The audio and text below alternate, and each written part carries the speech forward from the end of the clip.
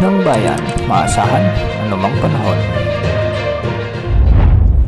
Magandang araw po sa ating lahat. Narito na ang pinakahuling update sa binabantayan nating bagyo sa silangan ng ating bansa. Isa ng ganap na bagyo ang low pressure area na nasa silangan ng bansa at ngayon ay pinangalanan na itong bagyong Krising ng Pag-asa. Huling namataan ang sentro ng bagyong ito sa layong 725 kilometers silangan ng Virac, Catanduanes. Taglay nito ngayon ang lakas ng hangin na umaabot sa 45 kilometers per hour malapit sa gitna at pagbugsong umaabot sa 55 kilometers per hour. Sa kasalukuyan ay mabilis itong kumikilos ng pakanluran sa 35 kilometers per hour. Base naman sa pinakahuling latest forecast track nito ay patuloy nakikilos si Bagyong Krising sa direksyong Kanluran, Hilagang Kanluran sa mga susunod na oras. Posible itong lumapit sa may Northern Luzon sa araw ng Biyernes at posibleng maglandfall sa may Babuyan Islands o di kaya naman ay maglandfall sa may mainland Cagayan. Inaasahang lalakas pa si Bagyong Krising at posibleng umabot ito ng tropical storm category bukas,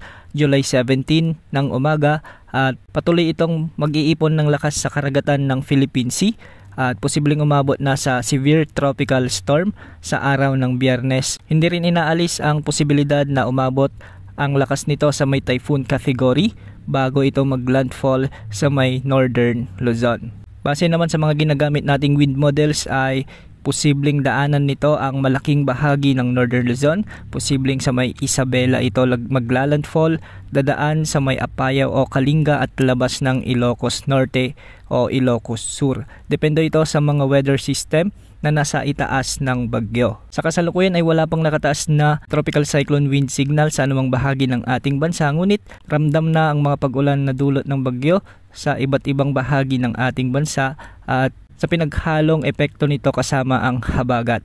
Ilan sa mga lugar na nakakaranas na ngayon ng mga pag-ulan o posibleng umabot hanggang 50 to 100 millimeters na pag-ulan ang Palawan, Occidental Mindoro sa may Antique, Iloilo, Guimaras, sa may Negros Occidental, Negros Oriental, Zamboanga del Norte. May mga pag-ulan na rin sa may Camarines Norte, Camarines Sur, sa may Catanduanes, Albay, Sarangani, Masbate, Biliran, Samar, Eastern Samar, Northern Samar at Sorsogon. Bukas inaasang mas maraming lugar pa ang makakaranas ng mga pag-ulan dulot ng bagyong ito dahil sa patuloy na paglapit nito sa kalupaan ng Northern Luzon. Tabayanan ng mga susunod na updates ukol kay Bagyong Krising sa mga susunod na oras. Ito pang weather update ng bayan, maasahan anumang panahon.